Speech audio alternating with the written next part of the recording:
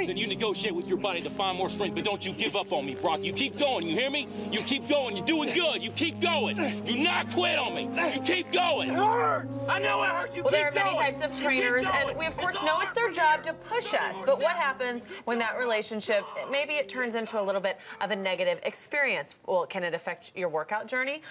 Renee Byrd, she's the regional director for Camp Gladiator in Dallas South. She's got some tips on how to handle this when maybe you and your trainer are about to break up.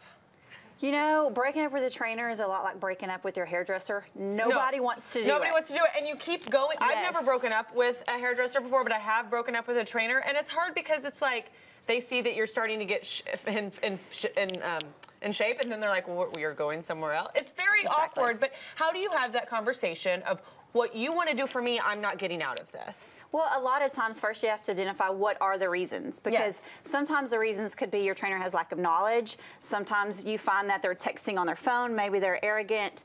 Maybe they're just late all the time. So first you have to figure out which one of those things are correctable. Or maybe you're just not seeing the results that they promised you, because it is it's hard. You know, it's hard because the measurables take so much longer than walking into a hair salon and you say, I want brown hair. You leave with brown hair, but with a trainer, you have to give them a little bit more time to prove what they're capable of, right? You do, and you also have to have a trainer that communicates that with you from the beginning.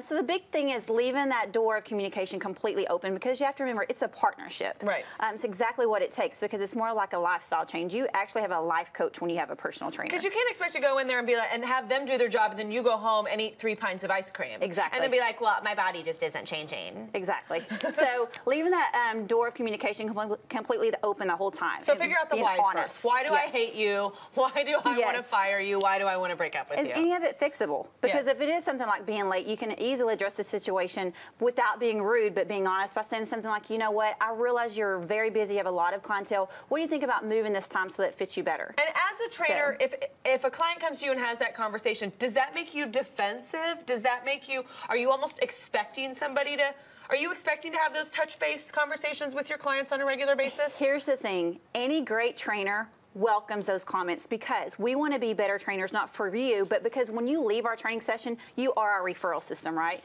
So our goal is to be better. A banging body, or that's like, I'm obsessed with my trainer, I'm like, give me their number right now. Exactly. So we need that feedback, whether it's positive, negative, as long as it's constructive, we need it. But sometimes you have to realize there's a time to let go also of your trainer. And when it's time to let go, you literally have to tell the trainer, you know what, I'm not getting the results I need. You have to be honest, and here's why. So many trainers come to me and they say, how do you keep your clients? Because here's what's going on with me. My clients are constantly canceling at the last minute, but then I see them at a gym 30 minutes later, and it's really awkward. It's because they're trying to figure out a way out of that partnership. That so sounds awkward. Very uncomfortable. So awkward. The best thing to do is just break it off. But you know what? To fix all of it, you really need to do your due diligence up front, really. And so would you say, so let's say I'm somebody who's never had a trainer before, but I'm thinking maybe I want to get one. I'm to that point that I can afford it, whatnot. When I'm essentially interviewing trainers, what kind of questions should I ask so that I can get the results I want and they can be the best trainer that they want to be? It's quite simple. Most people find out that you're a trainer and they're ready to sign up. And as a great trainer, one of the things we ask is, have you had a trainer before? What did you like about the trainer? What did you dislike about the trainer? Because that lets us know up front what your expectations are in us as far as a personality. So you can just flip the script. It's your job to say, how long have you been training? What are your certifications? What is your main clientele like? Or is it obese people, or are they athletes? Right.